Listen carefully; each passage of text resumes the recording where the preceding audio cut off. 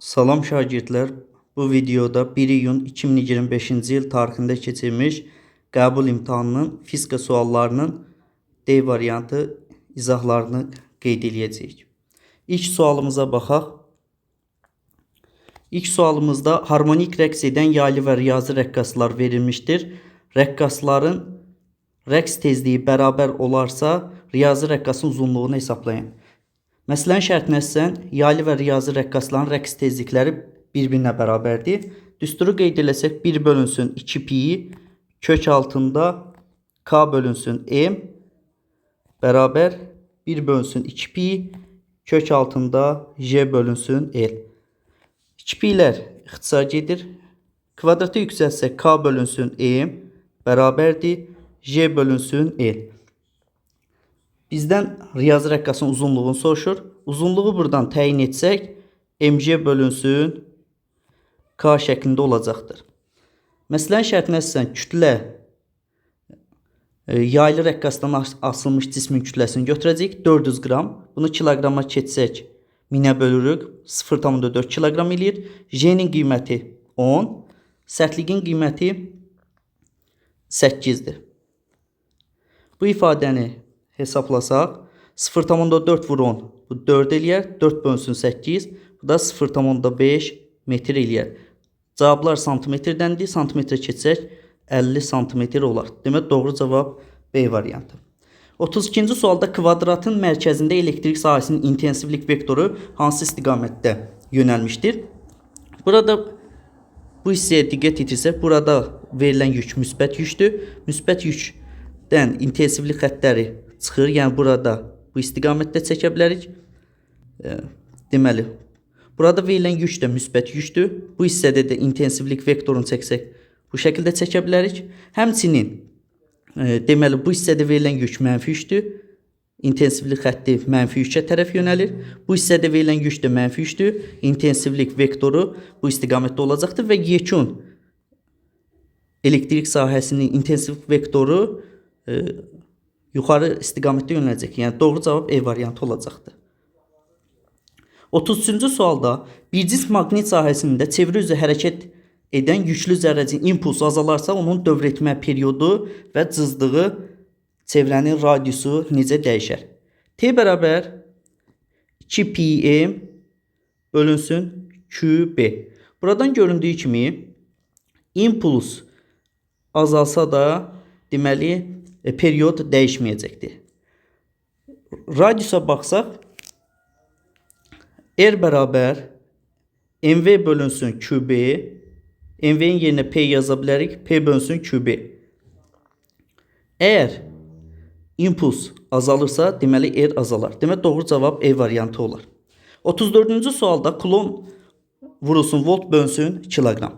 Biz bilirik ki, joule bərabər kulon vurulsun volta. Kök altında kulon yerinə yaza bilərik.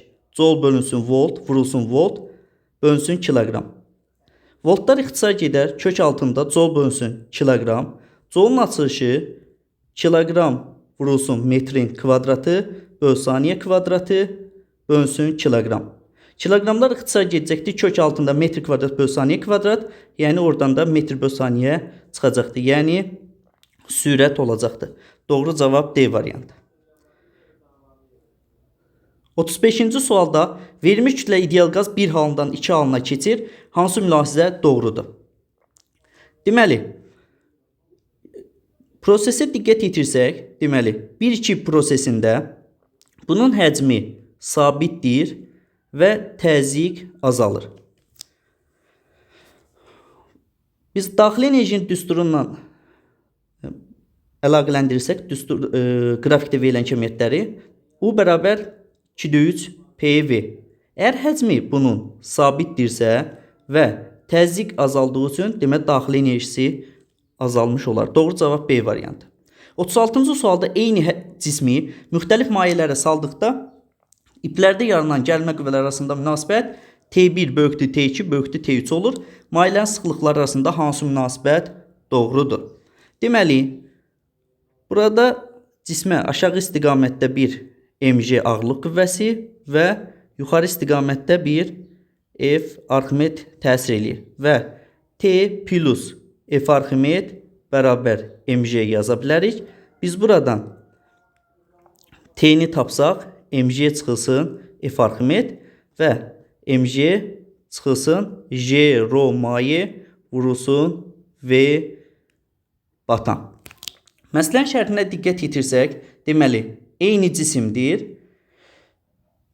və sıxlıqlar arasında hansı münasibətin doğru olduğunu soruşur. Əgər mayenin sıxlığı böyük olarsa, deməli, həmin o böyük olan hissə çıxılan hissədə olduğu üçün bu hissəyə diqqət yetirsək, görərik ki, mg çıxılsın, j rho maye vurulsun v batan. Mayenin sıxlığı çıxılan hissədədir, deməli, gərilmə qüvvəsi kiçik olacaqdır. Deməli, bizə verilən T1 böyükdür T2 böyükdür T3 şərtinin tərsini götürəcəyik. Deməli, rho1 kiçikdir rho2 kiçikdir rho3 olar. Doğru cavab E variantı olar. 37-ci sualda sabit qüvvənin təsiri ilə müxtəlif cisimlərin aldığı təcillinin onların kütləsinin asılı qrafiki vermişdir. Bu qüvvənin qiymətini hesablayın. Biz bilirik ki, deməli, F bərabərdir M vurulsun A. Əgər kütlənin qiymətini 5 götürsək, 5'ə uyğun təcillin qiyməti 8. 5 vur 8, bu da 40 Newton olar. Doğru cavab E variantı olar.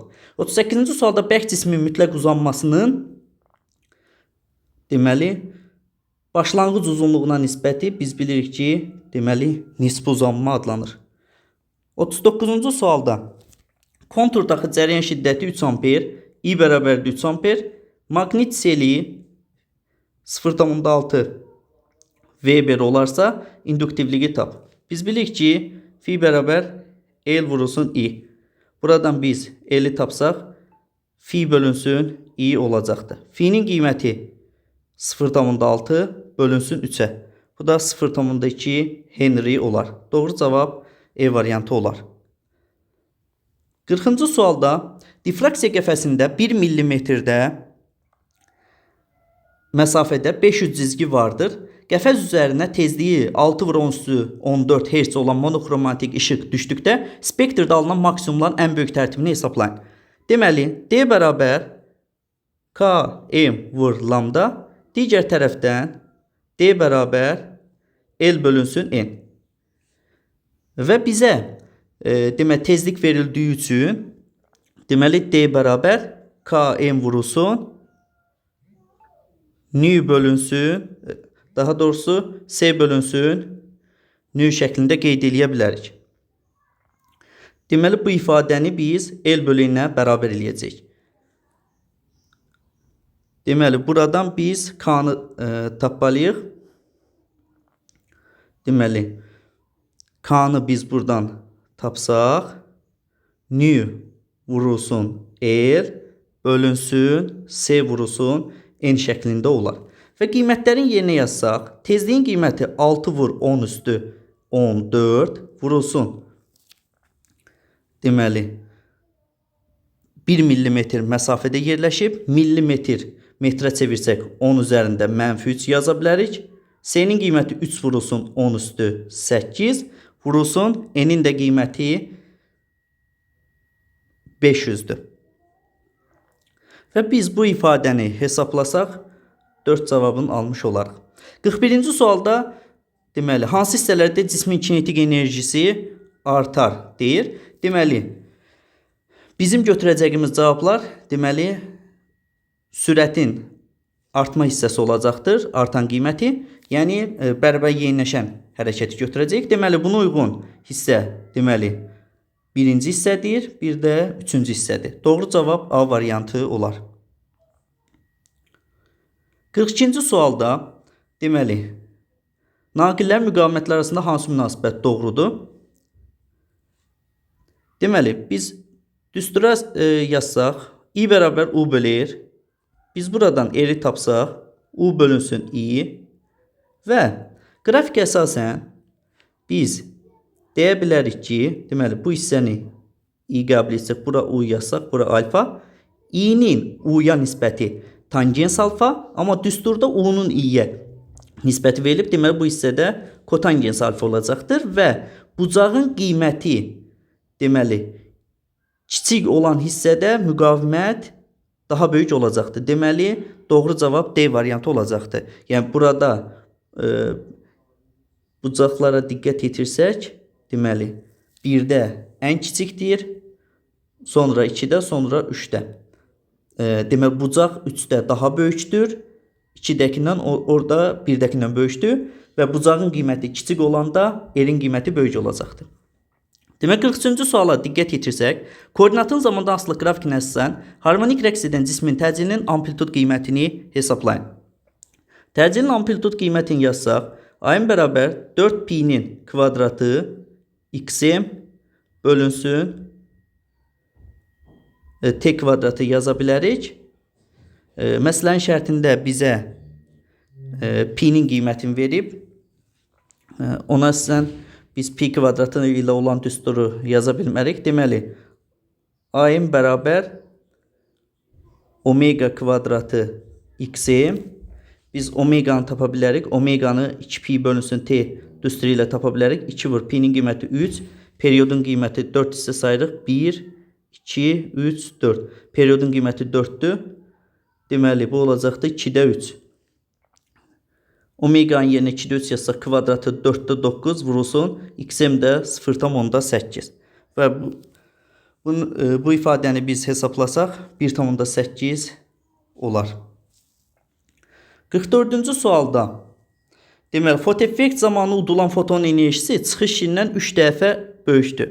Deməli, fotonun enerjisi, Y foton, 3 dənə A çıxışa bərabərdir.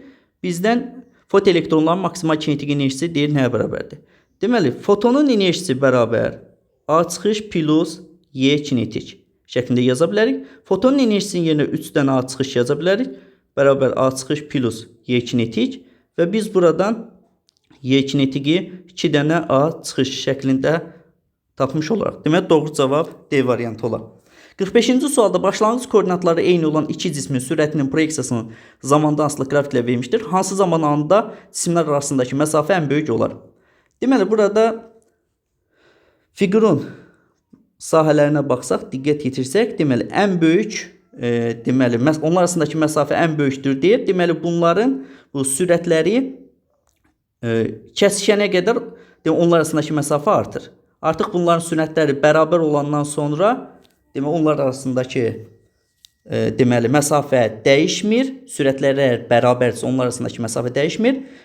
Yəni artıq T5-ə qədər getdikcə bunlar arasındakı məsafə azalmağa başlayar. Deməli, ən böyükdür deyir. Deməli, bunların kəsişmə nöqtəsinə uyğun zaman müddətini götürürük. T4, daha doğrusu C variantı doğru cavab olar. 46-cı sualda M1 və M2 kütlələri iki maddi nöqtə arasındakı qravitasiya qüvvəsi F-dir. Kütlələri M1 və M3 olan nöqtələr arasında qravitasiya qüvvəsi nəyə bərabərdir? F bərabər J vurulsun M1 M2 bölünsün R kvadratı şəklində yaza bilərik. M1 və M2 üçün yazsaq, F bərabər J vurulsun, demək M1 vur M2 bölünsün M1-dən M2 arasında olan deməli məsafə, yəni 2 dama verilib, kvadratı 4 və bunu bizə F verib. Demək, bu ifadəni F-ə bərabərlik. M1 və M3 üçün yazsaq, F bərabər J vurulsun, M1 vurulsun, M3 bölünsün. Demək, M1-dən M3 arasında olan bölgü, deməli, 4 damadır. Demək, kvadratı 16 eləyəcəkdir. Və M3-ü 2 dənə M2 verib. Deməli, J vurulsun, M1 vur, M3'ün yerinə 2 dənə M2 yazacaq. 2 M2 bölünsün 16'ya. Və bu ifadəni biz hesablasaq, 16'dan 2 ixtisar gedər, qalar J vurulsun. Deməli, M1 vur M2 bölünsün 8 olar. Və deməli, yuxarıdakı ifadədə aldıq ki, J vurulsun M1 vur M2 böl 4. Bu ifadəni bizə F vermişdir. Burada da məxrəc 8'dir. Deməli, 2 dəfə azdır. Demək, olacaqdır F bölünsün 2. Yəni, doğru cavab A variantı olar. 47-ci sualda quru termometrlərin göstəriciləri eyni olan iki müxtəlif otaqda havanın nisbi rütubətləri F1 bərabər 65% və F2 bərabər 45%-ə bərabərdir. Eyler-Venn diaqramında uyğun bəndləri müəyyən edin. Deməli, nisbi rütubət fi mütənasibdir 1 bölünsün T quru çıxılsın T yaş. Deməli, məsələnin şərtində deyir ki, quru termometrlərin göstərişləri bərabər. Əgər quru termometrin göstərişi sabitdirsə, deməli nisbi rütubət yaş termometrin göstərişindən düz mütənasib olacaq. Çünki yaş termometrin qarşısında çıxma işarəsi var və məxrəcdədir. Ona görə deməli nisbi rütubət yaş termometrin göstərişindən düz mütənasib olar. Deməli, verilən cavablara diqqət etsək, demək, quru termometrlərin göstərişi yaş termometrin göstərişindən böyük olur. Deməli, T quru böyük bərabər T yaş şərti ödənir. Hansı ki, fi bərabər 100% olarsa, bu zaman T quru T yaşa bərabər olur. Qalan bütün hallarda deməli quru termometrin göstərişi yaş termometrin göstərişindən böyük olur. Deməli, verilən cavablarda da fi 1 65% verilib, fi 2 45% verilib.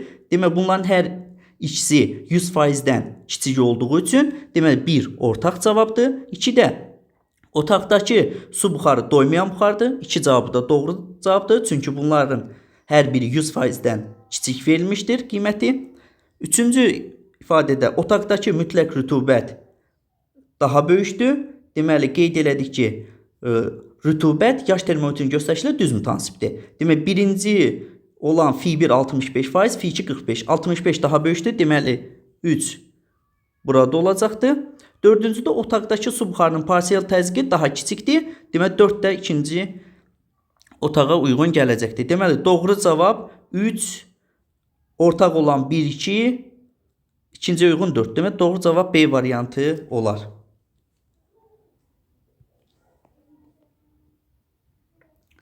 48-ci sualda mayelərdə Pascal qanununun doğruluğunu hansı cihazla yoxlamaq olar? Demək, Pascal qanunu nədir? Qapalı qabda olan maye və qazlara xaricdən edilən təzyiq dəyişmədən bütün istiqamətlər bərabər ötürülür. Deməli, burada bizim götürəcəyimiz cavab, deməli, mayələrin təzyiqin hansı cihazdan ölçülür? Mayeli manometr. Doğru cavab B variantı olar. 49-cu sualda sabit həcmdə, deməli, V bərabər konstant, mütləq temperatur 3 dəfə artıb, T2 bərabərdir 3 T1, təzyiq 50 Pascal azalmışdır. Demək, P2 bərabər P1 çıxılsın 50 yaza bilərik. Deməli, qazın təzyiqinin əvvəlki qiymətini soruşur. P1 bərabər soru. Demək, P vurulsun V mütənasibli T. Əgər V sabitdirsə, demək, PT-dən düz mütənasib asılı olacaqdır. Deməli, P2-nin P1-ə nisbəti bərabərdir T2 bölünsün T1. P2-nin yerinə yaza bilərik. P1 çıx 50 bölünsün P1 bərabərdir T2-nin yerinə 3 T1 bölünsün T1. T1 ixtisar gedir. Olur 3 P1 bərabər P1 çıx 50. 3 P1-dən P1 çıxanda 2 P1 bərabərdir 50. P1 bərabər deməli, daha doğrusu burada 50 yox 500 verilmişdi. Deməli, 500-ü 2-yə böləcəyik. Bu da deməli 250 olacaqdır doğru cavab. Burada məsələnin şərtində temperatur 3 dəfə azaldar deyirdi. Biz burada 3 dəfə artar qeyd eləmişik. Ona görə doğru cavabı alınmadı. Deməli, bu hissəyə yenidən baxsaq. Deməli, biz yazmalıyıq burada. Deməli, temperatur 3 dəfə azaldıb. Deməli, T2 bərabər T1 bölünsün 3-dür. Buradan T1 bərabər 3 T2 alırıq. Deməli, P vurulsun V mütənasibdir T. Əgər həcmin qiyməti sabitdirsə, PT-dən düz asılı olur.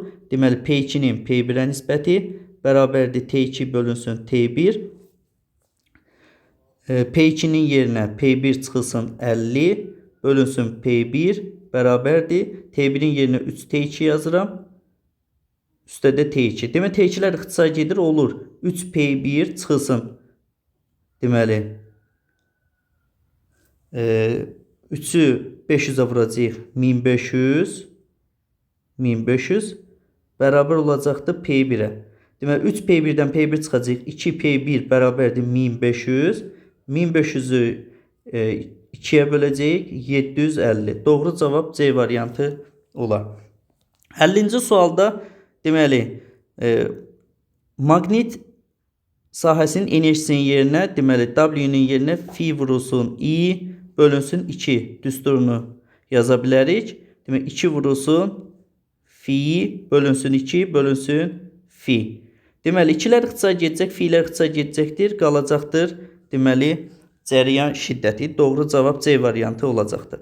51-ci sualda deməli, hansı qrafik arabacığın sürətinin proyeksiyasının zamanda asılılığını ifadə edir? Şəklə diqqət yetirsək, deməli, sürət x oxunun əksinə yönəlmişdir. Həmçinin, deməli, dartı qüvvəsi də x oxunun əksinə yönəlmişdir. Deməli, qüvvədən sürət hər ikisi eyni istiqamətdə yönəlib, deməli, bərabər yeniləşən hərəkət olacaqdır. Lakin x oxunun əksinə bərabər yeniləşən. Buna uyğun cavab C variantı olacaqdır. 52-ci sualda ipə bağlanmış cismin şaqili müstəvidə bərabər sürətlə fırladılır. Əgər N nöqtəsində ip qırılarsa, cisim hansı istiqamətdə hərəkət edəcəkdir? Demək, N nöqtəsində qırılarsa, demək, cisim aşağı istiqamətdə hərəkət edir. Demək, 53-cü sualda radioaktiv elementin 15 sutka ərzində nüvələrin 8-də 7 hissəsi parçalandı. Demək, düsturu qeyd eləsək, N bərabər N0 vurulsun, 2 üssü mənfi T bölünsün T. Deməli, 8-də 7 hissəsi parçalanıbsa, deməli, 8-də 1 hissəsi də qalmışdır. Demək, 8-də 1 N0 bərabər N0 vurulsun, 2 üssü mənfi 15 bölünsün T'yə. Demək, N0'a ixtisar gedər. Onlar 8-də 1. 8-də 1'i biz 2 üssü mənfi 3 kimi yaza bilərik. 2 üssü mənfi 15 bölünsün T. Əsaslar bərabərsə, deməli, üstlər də bərabərdir. Yəni, mənfi 3 bərabər mənfi 15 bölünsün T və biz buradan T'ni, deməli, 5 sutka tapırıq. Deməli, bu elementin nüvələrin 16'da 15 hissəsi neçə sutkaya parçalanar? Deməli, 16'da 15 hissəsi parçalanıbsa, deməli, 16'da 1 hissəsi qalar. Deməli, yaza bilərik ki, 16'da 1 N0 bərabər N0 vurulsun. 2 üstündə mənfi T bölünsün 5'ə. Demək, 16'da N0'a yeni ixtisar gedəcək. 16'da 1'i biz 2 üssü mənfi 4 kimi yaza bilərik. 2 üssü mənfi T bölünsün 5. Mənfi 4 bərabər mənfi T bölünsün 5. Və biz buradan T'ni 20 tapmış oluruq. Demək, doğru cavab 20 olar. Demək, cismin sürətinin modunun zamanda asılılıq qrafiki vermişdir. Əvəzləyici qüvvənin işi üçün hansı ifadələr doğrudur? Deməli, bu hissəyə diqqət yetirsək, burada görürük ki, bərabər yavaşlayan hərəkət edib. Demək, delta Y kinetik kiçikdir 0. Bu hissədə bərabər sürətli hərəkət edib. Demək, delta Y kinetik bərabərdir 0'a. Bu hissədə delta Y kinetik böyükdür 0 şəklində yaza bilərik. Və biz bilirik ki, görülən iş delta Y kinetikə bərabər. Yəni, kinetik enerjinin dəyişməsinə bərabərdir. Deməli, birinci hissədə deməli, görülən iş mənfidir. Deməli, doğru cavab 3'ü götürə bilərik. İkinci hissədə iş görülmür, 0'dır. 2'ni götürə bilərik. Və üçüncü hissədə də müsbət iş görür. Deməli, doğru cavab 2, 3, 4 olacaqdır. 55-ci sualda havada yayılan 3 MHz tezlikli elektromagnet dalğasının uzunluğunu hesablayın. Demək, C bərabər lambda vurulsun nüyə. Demək, dalğa uzunluğunu biz təyin etsək, lambda bərabər C bölünsün nüdür. C 3 vur 10 üstü 8 bölünsün 3 vur mega 10 üstü 6'dır. Bu da 10 üstü 2, yəni 100 olar. Doğru cavab. 56-cı sualda vakuum diodunda anodla katod arasında gərginlik 40 volt olarsa elektron hansı sürətlə anoda çatar? Düsturu qeyd eləsək, V bərabər kök altında 2 YU bölünsün M şəklində yaza bilərik. Yəni, MV kvadrat bölünsün 2 bərabər YU düsturlarının bərabərləşməsindən alınır bu düstur. V bərabər kök altında 2 YU bölünsün M-ə. Qiymətlərin yerinə yazsaq, Y bölünsün M qiymətin 2 vur 10 üstü 11 verib. Vurulsun, kəsin əvvəlində də 2 var, onu qeyd eləyək. Bölünsün, daha doğrusu bir də gərginliyin də qiyməti 40 volt verilmişdir. Bu ifadəni biz hesablasaq, kök altında 4 vurulsun, yəni 2 2 4 eləyir. 4 vur 40 vurulsun 10 üstü 11. Bu ifadəni biz 4 vur 4 vurulsun 10 üstü 12 kimi yaza bilərik. 2 dənə 4'dən 1 dənə 4 çıxır. 10 üstü 12'dən də 10 üstü 6 kök altından çıxır. Və bizdən megametr bölü saniyə soruşur. 10 üstü 6 megadır. Demək, doğru cavab 4 olacaqdır. 57-ci sualda sabit maqnitin qüvvə xətlərindən biri təsvir edilmişdir. Verilmiş nöqtələrdə maqnit sahəsinin induksiya vektorunun istiqamətləri üçün uyğunluğu müəyyən eləyin. Biz bilirik ki, maqnit induksiya vektoru N-dən çıxır, S-ə daxil olur. Yəni, maqnitin şimal qütbü şimal qütbündən çıxır, cənub qütbünə daxil olur. Deməli, bu istiqamətdə yönələr L-də aşağı olar. Bu istiqamətdə gəlir. M nöqtəsində bu şəkildə yönələr. K-da yuxarı yönələr.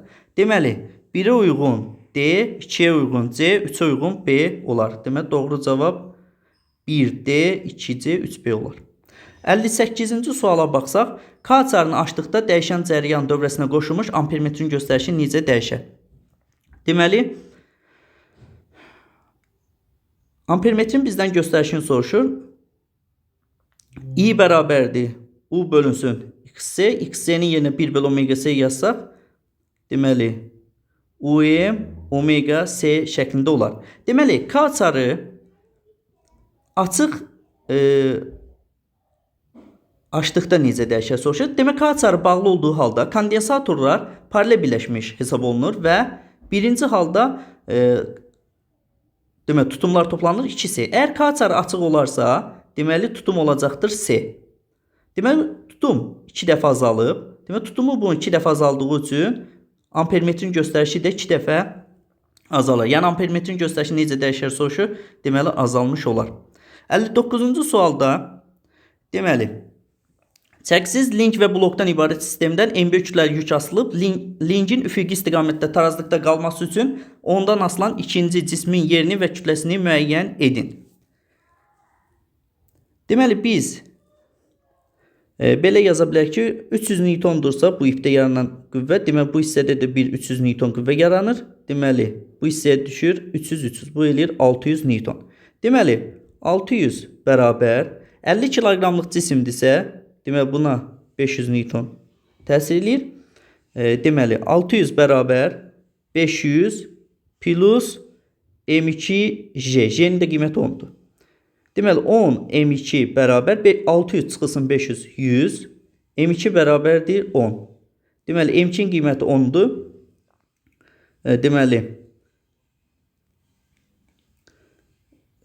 Deməli, buna 100 Newton qüvvə təsir edir. Deməli, dayaq nöqtəsini bu hissədə biz götürsək, deməli, biz yaza bilərik ki, elə bunu kütlədən də biz qeyd edə bilərik. 50 vurulsun, dayağa qədər olan bölgü 1 bölgüdür. 50 vurulsun 1 bərabərdir. Biz M2'nin kütləsini, daha doğrusu burada M2 bərabər 10 Newton yazmışıq. Burada 10 kiloqram olacaqdır. Deməli,